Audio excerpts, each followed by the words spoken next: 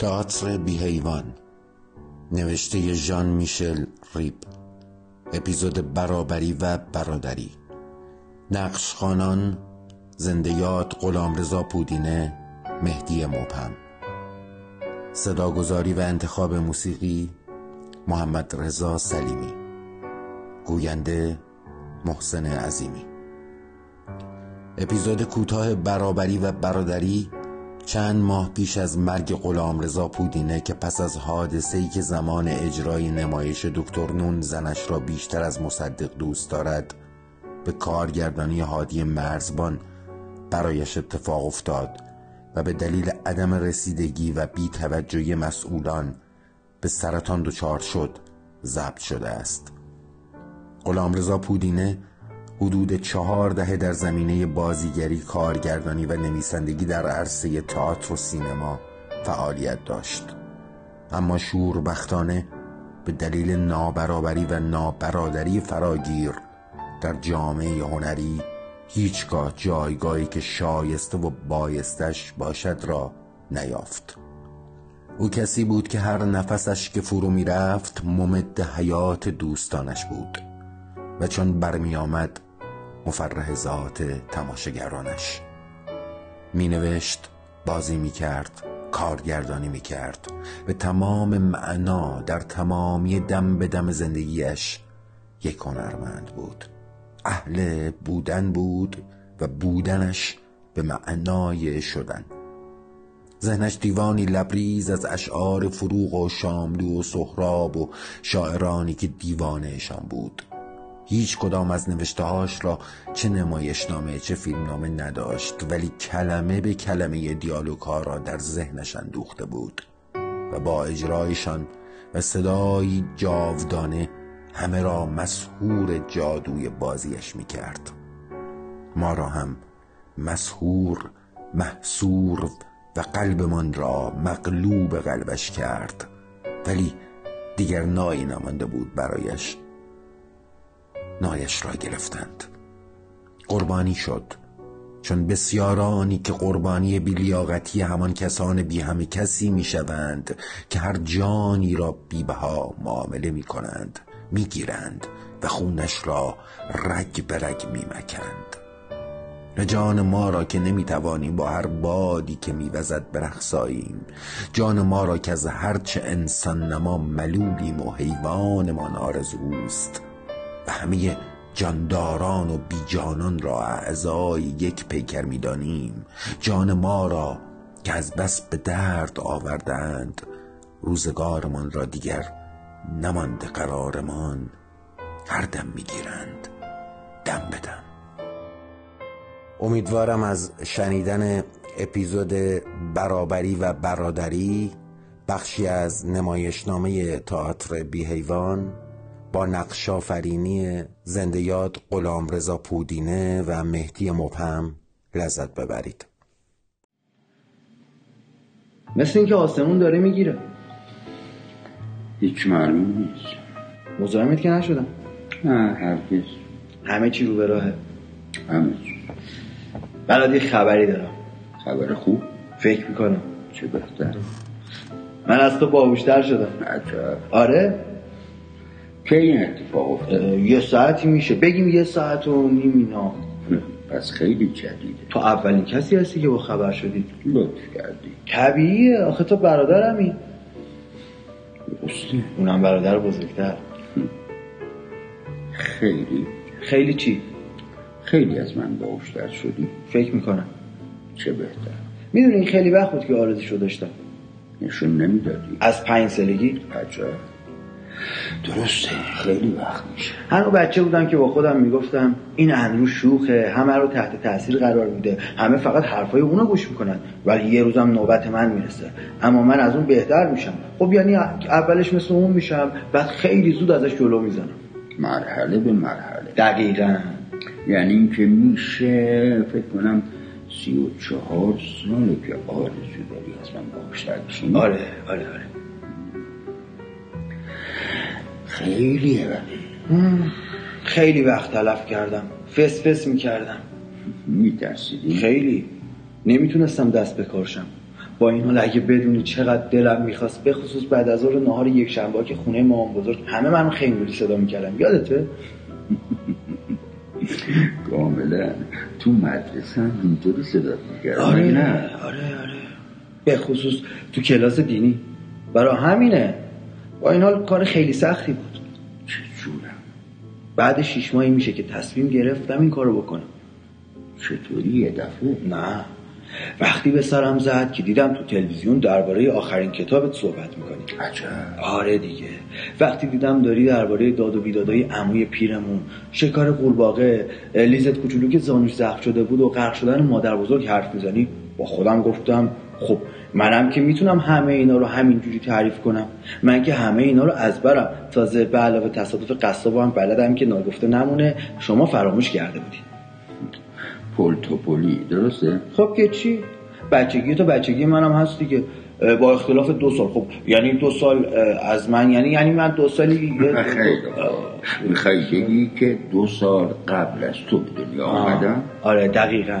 خب پس وقتی که روزنامه نگاره یه بند میگفت واقعا درسته یا چه خاطره تکون دهنده یا به چه بیان شیرینی، با خودم گفتم خودمونیم شاید، خودمونیم. چیت کمتره، هوش که شاخ گل نیست، بزن بریم بپر و بعدم پریدم. میخوای بگی چیزی نوشتی؟ دقیقاً.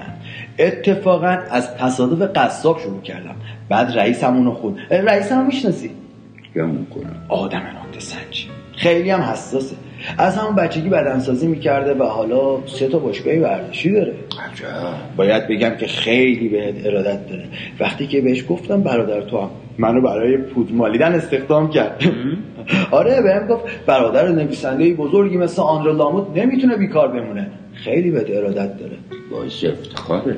آره دیگه، چون حالیم شد که کتاباتو دوست داره و یه جورایی هم به خاطر تو منو استخدام کرده که وسایل ورزشی رو پود بزنم، با خودم گفتم باید تصادف قصاب براش تعریف کنم. چه فکر خوبی، خوشش اومد. رفتارش محشر بود. بهم گفت ژاک حقش از ابتدا شروع کنی. از ابتدا؟ آره، یعنی که اول درس بخونم، اول خوندن رو یاد بگیرم، بعد شروع کنم به نوشتن. به نظر آدم خوبی میاد. بهت که گفتم خیلی نکته سنج و حساسه. خب معلومه که حرفشو گوش کردم و کتاب خوندم، ولی خوب دقت کن که من چی میگم. همه چی خوندم. خیلی خوبه. همه چی، فن بیان، منطق، تضاد، حجم، استدلال، هنر انتزاعی، خلاصه همه چی. هیچی رو از قلم ننداختم، حتی چیزایی رو که برای هوش خیلی هم ضروری نبود، مثل احساسات، روی همه کار کردم. خیلی خوب کاری کردی. معلومه. آخه موضوع اینه که تو آدمی کله گنده ای هستی. مدام به خودم میگفتم حیفه که ازش درباره دیالکتیک جلو بزنی، ولی اون یهو شروع کنه به حرف زدن درباره عشق و نفرت و اینجور چیزا و دخلتو بیاره. مسلماً. تازه احساسات خیلی به دلم نشست. درسته، موضوع جالبی. بعدش هم براش خیلی کمتر از هوش باید چیز زیاد بگیری. به این فکر نکردم. چقدرم تو احساسات 10 تایی بیشتر به حساب نمیاد. ترحم، رشک، حسادت. مثلا این حسادت عجب موضوع جالبی ها، خیلی پروپیمونه. آره مهم. 2 تا کتاب به این گندگی، حواست باشه نه درباره رشکا، فقط درباره حسادت خوندم. میتونم هر دوتاشو از حفظ بخونم. آفرین. آره باید اعتراف کنم که خیلی از خودم راضیم. من بیشتر. این شد که فکر کردم یه دفعه هم که شده برادر بزرگترم بهم افتخار میکنه. درسته. خب حالا میرم این خبر رو به پدر مادرم بدم. خیلی تعجب میکنم. آره احتمالا. شایدم ناراحت شده. ناراحت؟ آره ممکنه. ولی آخه چرا؟ شاک. حالا که از من باهوشتری راحت تر میتونم بهت بگم. بگو ببینم.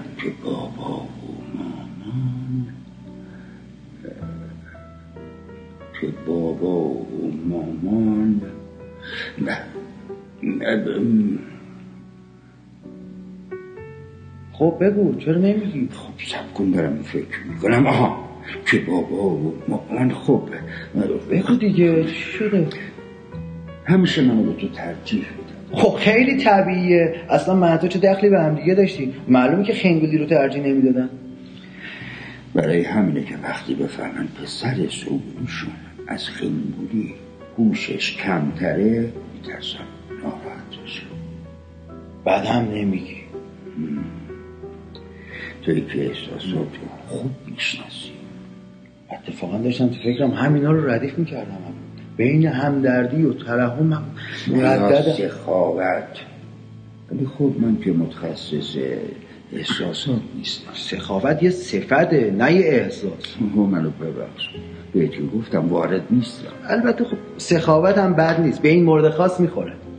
فکر میکنم ازش استفاده کنم و مثلا به مامان بابا هیچی نگم. آره هر تو سلام.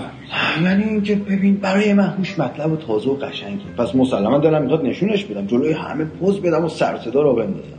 کاملا طبیعیه. پس شاید مریم زن سابقت. آره میتونم به مریم بگم اگه یه نفر تو دنیا خوشحال بشه اونه. اینطور فکر حتما اینکه بفهمه برخلاف چیزی که به قاضی گفته بود که 10 سال آزگار با یه خنگ زندگی کرده زندگی نکرده، حتما براش تسلی بزرگیه. یعنی اینکه ازدواجش با من اشتباه نبوده. ولی به عبارتی دیگه یعنی اشتباه. چطور؟ از اینکه ترکت کرده. بدم نمیگی. میدونی مریم رو خوب میشناسم. میدونم خیلی هم بهش علاقه دارم. معلومه، وگرنه باهاش ازدواج نمیکردی. برای همینم عکس العملش رو پیش بینی میکنم. منطقیه. نمیدونم ولی به نظرم اینطوری میاد. چیزی که از همه بیشتر دوست داشتم منطق بود. خیلی هم زود به دلم نشست و با اشتیاق یاد گرفتم. کاملا مشخصه. من هیچی به مریم نمیگم، حتی یک کلمه. حتی سعی میکنم نبینمش که متوجه نشه. آخه زنو خیلی زبله. اینجوری برش بهتر. مرسی منطق، مرسی برای مریم، مرسی برای رئیسم. رئیسه؟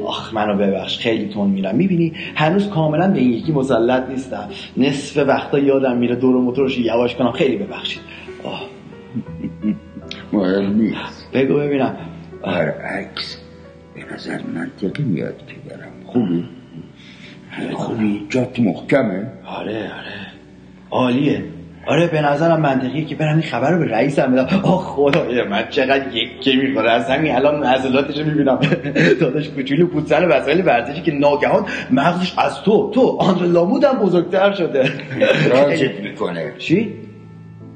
شاک در این مورد 100% مطمئنم. یعنی میگی میندازتم بیرون؟ آره راه دیگه ای نداره.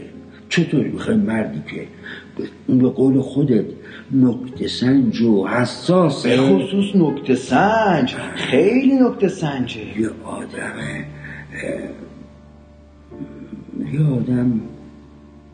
آدم پوری مثل تو رو به عنوان پودزن معمولی و وسایل ورزشی وسط این همه احمق که دارن بارفیکس میزنن نگه داره محاله. به خشکی شانس. به خصوص که یکم هم خودش تقصیر داره. تقصیر؟ آره. خب اگه وادارت نکرده بود خوندن یاد بگیری اینطوری نمیشود. درست، لعنت بر شیطون، حق با توه. حتی میترسم در قبال منم خودشو مقصر بدونم. و در این صورت من باید تاوانشو پس بدم. بیکار میشی، برو برگرد نداره. باشه اصلا دهنمو میبندم و لالمونی میگیرم. فکر میکنم عاقلانه تره. ببین عقل رفتاری بدور از گستاخی و بیباکی، تعادل، خودداری و قوه تشخیص در اعمال، آگاهی و علم آنگونه که قدما میگفتن عقل خیر است نادانی شر. افلاطون شک نشانی عقل است. ارسطو شهامت واقعی در عقل است. اوروپید عاقل‌ترین افراد کسی است که خود نمیداند. به اولا دنیا آهسته آهسته به سوی عقل میرود. خیلی اون اثر گذاشت. حیفه که آدم اینا رو نشون نده. نه اگه در اون آدمم بمونه زیبا. آره علی من چیزی که میخوام اینه که برای همه معلوم بشه، مثل تو مردم بشنن به حرفام گوش بدن، وقتی جایی میرم خوشحال بشن، ازم سوال کنن، منو با کله گنده های تو تلویزیون دعوت کنن و خانواده‌ام بیام تلفن کنن. البته هر روز نه ها، ولی خب هر از جنگایی یه تلفن بکنم. دلم میخواد دوست و رفیق داشته باشم و روابط سطح بالا پیدا کنم. فیلسوفا بخوان منو ببینن، همه بدونن که برادر تو هم. خب یعنی اینکه برادر تو شدم، میخوام بدونن که با تو برابری میکنم، حتی بیشتر از تو، از زمینی بالاتر از برابری. میدونی ژاک، از خودم میپرسم حالا که به این حد رسیدی آیا اصلا لزومی داره که حرف بزنی؟ چی؟ آخه اونقدر پیش رفتی تو، اونقدر بالایی. البته خودم همیشه خوب متوجه نمیشم میدونی، یعنی هنوز کاملا به دور موتورش وارد نیستم. ولی من دارم بهت میگم. یعنی فکر میکنی بهتره من دهنمو ببندم؟ اینطوری قوی تره، نادرتره. بعدم نمیگی؟ به نظرم اینطوری خیلی بهتره. خب من دیگه برم. آره بازم آفرین ژاک. راستی از چیزی که بهت گفتم ناراحت که نشدی؟ شوخی میکنی؟ چون شاید بهتر بود به تو هم چیزی نمیگفتم. مطمئنی ناراحت نشدی که من از تو باهوش‌ترم؟ ابداً، به خصوص که از دهن خودم شنیدی. خیلی بهتر که از دهن تو بشنوم تا از دهن کسی دیگه ای. به هر حال تو برادر منی. تازه برادر بزرگتر.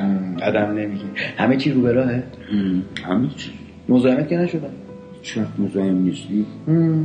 درست. هیچ معلوم نیست که هوا ابری بشه.